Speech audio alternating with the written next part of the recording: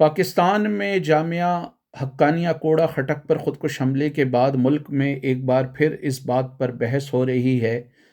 کہ جو پاکستان نے 79 میں جہاد کی فیکٹریاں لگانا شروع کی تھی، آخر یہ جہاد کی فیکٹریاں ملک کو کس دوراہے پہ لے جا کے کھڑی کریں گی؟ ان فیکٹریوں کو قائم کرنے والوں کی حجت یہ تھی کہ سوویت یونین گرم پانی تک رسائی حاصل کرنا چاہتا ہے اور وہ افغانستان کے بعد ممکنہ طور پر پاکستان پر حملہ کرے گا اور اس کے بعد شاید ہندوستان پر بھی حملہ کرے اور اس پورے خطے کو اپنی لپیٹ میں لے لے گا۔ اس لیے انہوں نے مغرب سے یہ اپیلیں کیں کہ ان کی مدد کی جائے،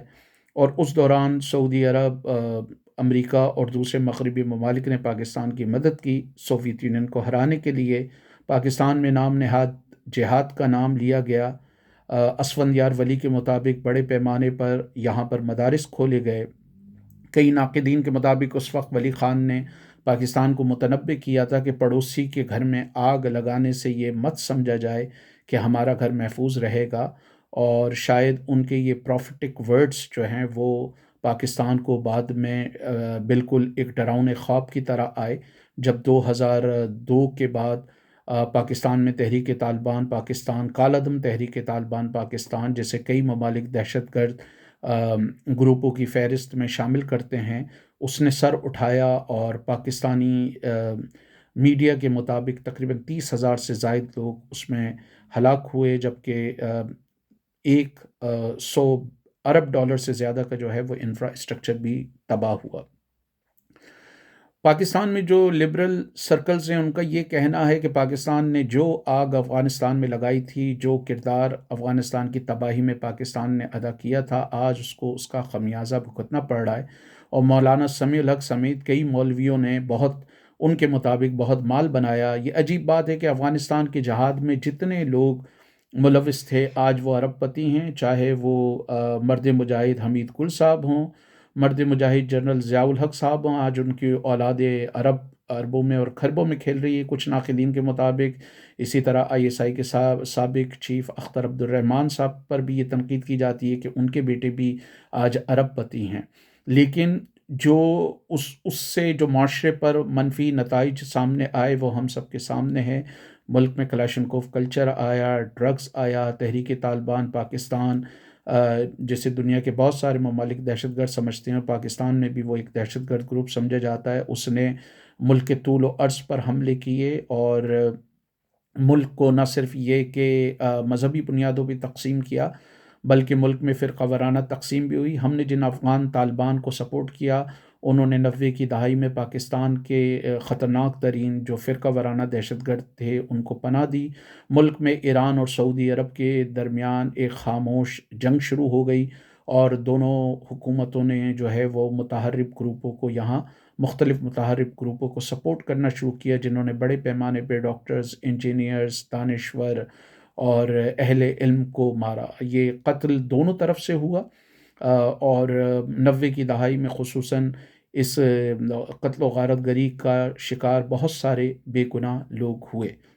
لیکن ناقدین کا خیال یہ ہے کہ ہمارے حکمراں ابھی بھی ہوش کے ناخن نہیں لے رہے ہیں، اور ابھی بھی یہ زیادہ پرانی بات نہیں ہے جب مسلم لیگ نون کے رہنما خواجہ آصف صاحب نے، جن کو سیاسی طور پہ بڑا میچیور سمجھا جاتا ہے، ان کو پتہ نہیں کس نے یہ لکھ کر دیا کہ انہوں نے افغان طالبان کی فتح پہ پڑھا کہ طاقتیں تمہاری ہیں اور خدا ہمارا ہے، اور اس کے بعد ہم افغان طالبان پر، جن کو دنیا کے بہت سارے ممالک آج بھی دہشت گرد سمجھتے ہیں،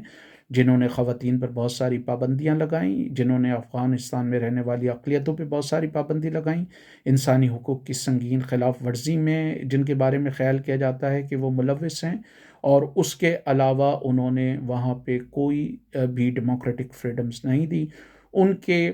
حق میں ہمارے حکمرانوں نے بڑے تعریفوں کے پل باندھے۔ خواجہ آصف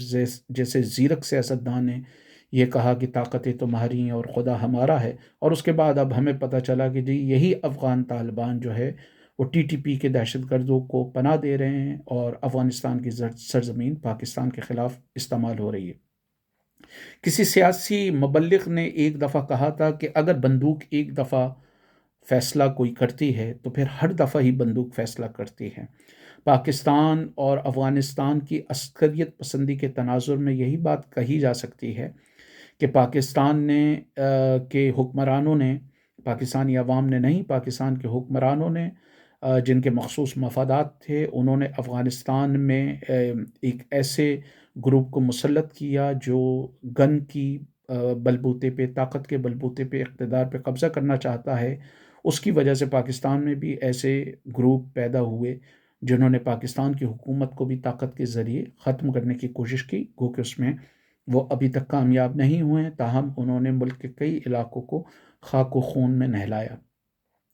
اب اس واقعے سے ایک تو یہ سوچنے والی بات ہے جو مبصرین اٹھا رہے ہیں کہ پاکستان اب ان جہادی فیکٹریوں کا کیا کرے گا، 36,000 سے جو زیادہ مدارس ہیں ان کا کیا کیا جائے۔ نہ کشمیر میں کسی طرح کا نام نہاد جہاد چل رہا ہے، نہ افغانستان میں کسی طرح کا نام نہاد جہاد چل رہا ہے، نہ چیچنیا اور بوسنیا میں کسی طرح کا نام نہاد جہاد چل رہا ہے۔ تو اب ان 36,000 سے زیادہ مدارس سے جو طالب علم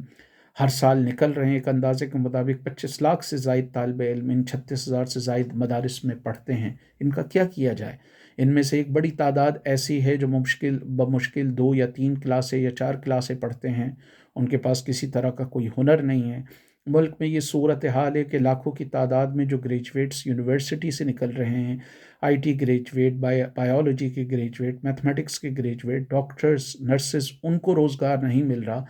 تو یہ جاب مارکیٹ میں کس طرح ایڈجسٹ کریں گے جو نظام الملک توسی کے دور کا جو ہے وہ کورس پڑھ رہے ہیں، جس کی بظاہر جاب مارکیٹ میں کوئی ریلیونس نہیں ہے۔ ماضی میں ناقدین کے مطابق پاکستان نے مختلف جہادی مراکز کھول کر ان کو وہاں پر مصروف رکھا، بعد میں انہوں نے ملک کے لبرلز، ملک کے مختلف فرقوں اور بعد میں خود ریاست کے خلاف ہتھیار اٹھا کے اپنے آپ کو مصروف رکھا، لیکن آیا یہ کب تک چل سکتا ہے؟ اس نقطے پہ سنجیدگی سے سوچنا چاہیے۔ ملک میں یہ جو لاکھوں کی تعداد میں بچے ان مدارس میں جاتے ہیں، یہ ضروری نہیں کہ وہ مذہبی جذبے کے تحت جاتے ہیں،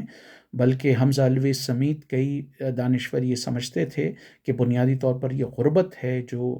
والدین کو مجبور کرتی ہے کہ وہ اپنے بچوں کو مدارس میں بھیجیں، اور انہوں نے خیبر پختونخوا کے حوالے سے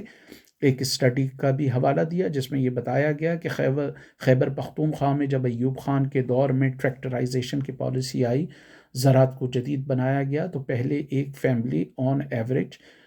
10 ایکڑ زمین کاشت کرتی تھی، لیکن ایک ٹریکٹر نے آ کر 110 ایکڑ زمین کو کاشت کرنا شروع کر دیا۔ آن ایوریج ایک ٹریکٹر نے 11 فیملیوں کو بے روزگار کیا، جس کی وجہ سے جو ایوب خان کے دور میں دیہی غربت شروع ہوئی تھی وہ ضیاء کے دور میں اپنی معراج پہ پہنچی، اور ایسے میں جہادی مولویوں نے معصوم بچوں کو، والدین کو بہکا کر اس مکروہ دھندے میں لگا دیا، جس کی وجہ سے نہ صرف لاکھوں کی تعداد میں لوگ افغانستان میں مرے بلکہ ہزاروں کی تعداد میں پاکستان میں لوگ بھی ہلاک ہوئے۔ سوال یہ پیدا ہوتا ہے کہ اب ان کا کیا کیا جائے؟ مولوی کی آج بھی یہی ضد ہے کہ نہیں جی یہ جذبہ ایمانی سے سرشار ہیں۔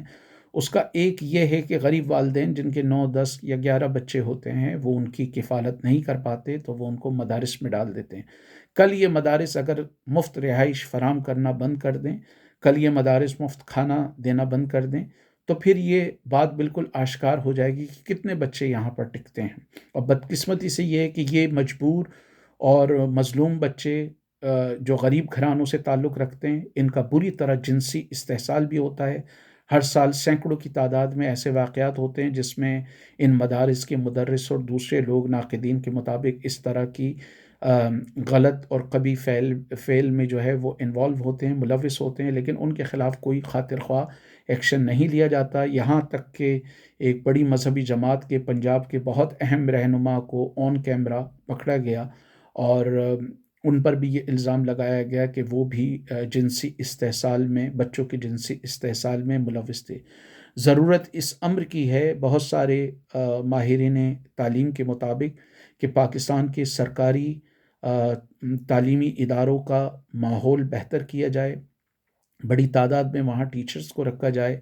وہاں پر جو ٹوائلٹ کی فیسلٹی ہے، پانی کی فیسلٹی ہے، عمارتیں جو ہے مخدوش ہو چکی ہیں، بہت سارے اسکولوں میں چار دیواری نہیں ہے، بہت سارے اسکولوں میں جو ہے وہ بجلی کی سہولت میسر نہیں ہے۔ سندھ میں ایک اندازے کے مطابق 4,000 سے زیادہ اسکول ماضی میں نان فنکشنل رہے، جن کا ابھی نہیں پتہ کہ اس وقت کیا اسٹیٹس ہے، بجائے اس کے کہ سرکار ان سرکاری اداروں کی کارکردگی کو بہتر کرے، وہ مزید سرکاری اسکولوں کو پرائیویٹائز کرنے جا رہی ہے، جس سے غریب گھرانوں کے بچوں کا انحصار مزید ان مدارس پر ہو جائے گا، اور پاکستان میں یہ ایک جب یہ یہاں سے گریجویٹ فارغ ہوں گے اور ان کو جاب مارکیٹ میں کوئی جگہ نہیں ملے گی، تو پاکستانی نہ صرف معیشت کے لیے بلکہ معاشرے کے لیے ایک اہم مسئلے کے طور پر وہ ابھریں گے۔ لہٰذا بہت سارے ناقدین یہ کہتے ہیں کہ اکوڑا خٹک کے حملے سے ہمیں یہ سبق سیکھنا چاہیے،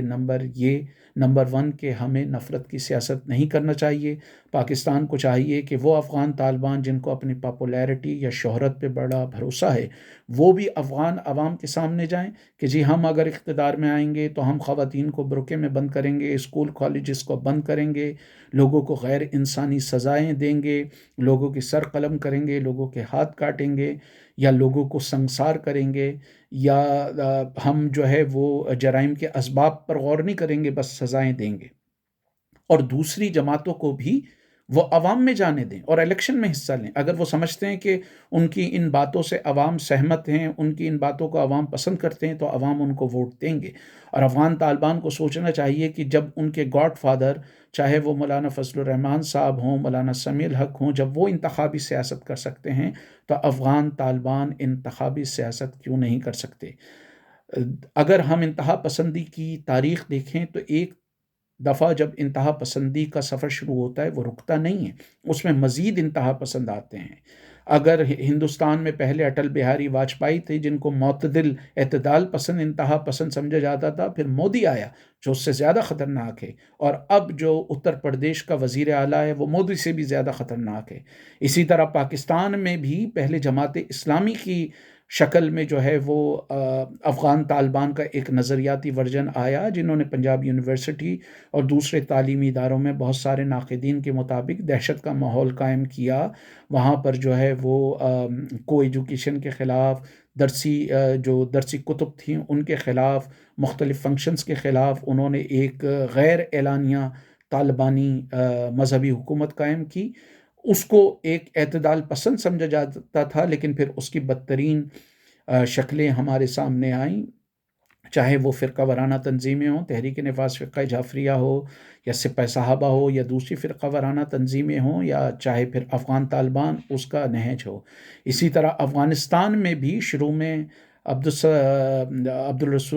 سیاف اور ربانی جیسے لوگ آئے جن کو نسبتاً معتدل سمجھا جاتا تھا، اور بعد میں پھر افغان طالبان جیسے لوگ آئے جو انتہا پسند ہیں۔ تو انتہا پسندی کا جو سفر ایک دفعہ شروع ہوتا ہے پھر وہ کہیں ختم نہیں ہوتا، مزید خطرناک انتہا پسند پیدا ہوتے ہیں، اس میں کوئی کمی نہیں آتی۔ لہٰذا ضرورت اس امر کی ہے کہ ہم مذہبی انتہا پسندی کی سماجی بنیادوں کو سمجھیں، ان کی سوشی اکنامک